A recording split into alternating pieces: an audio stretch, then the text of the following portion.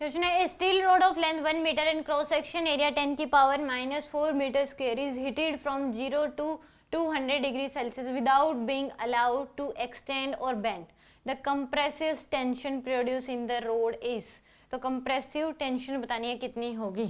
तो यहाँ पे हमें पता है कंप्रेसिव टेंशन, हमें पता है यंग्स मॉडुलस क्या होता है, y इक्वल टू होता है एफ एल बाय में ए डेल्टा एल के। तो F की वैल्यू हो जाएगी वाई ए डेल्टा एल, जो F की वैल्यू है वो क्या हो जाएगी आपके पास, F इधर तो Y A delta L by में एफ एल के,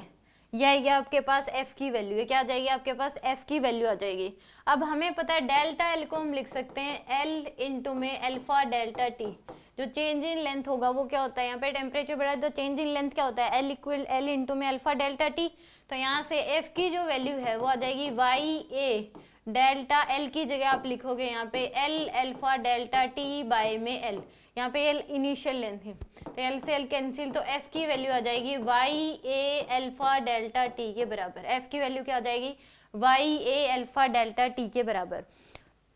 तो यहाँ पे एक दूसरा भी है कि अगर टेम्परेचर बढ़ाने से क्या कर रखा है स्टील रोड, उसमें कोई भी चेंज नहीं आ रहा, ना वो अलाउड टू एक्सटेंड और बैंड, ना भी वो एक्सटेंड हो रही ना बैंड हो रही, यानी कि लेंथ उस केस में, तो उस केस में जो स्ट्रेस डेवलप होता है, कंप्रेसिव स्ट्रेस डेवलप होता है, उस स्ट्रेस की जो वैल्यू है वो होती है आपके पास वाई अल्फा डेल्टा टी के बराबर। डायरेक्ट भी याद रख सकते हो कितनी होती है, वाई अल्फा डेल्टा टी के बराबर। यानी कि इस केस में ना बैंड हो रही ना एक्सटेंड हो रही, तो उस केस में स्ट्रेस डेवलप होता है, यानी कि एक रोड को दोनों एंड के ऐसे फिक्स कर दो, आप क्या कर दो उस केस में फिक्स कर दो, तो आप टेम्परेचर बढ़ा रहे हो, delta T change in temperature, इसका Y Young's model Y alpha,